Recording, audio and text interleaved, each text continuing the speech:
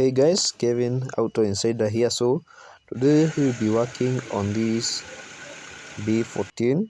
So this is a Nissan B14 that had a misfire in cylinder 4, and we are now going to work on this ECU and see the problem. These are major problems that happens with this Nissan ECU. Might be as a result of short circuits and also bad ignition coils, also loose connections on the earth. Okay, so after working on it, as you can see, now the ignition coil is working very fine and the client is very satisfied now.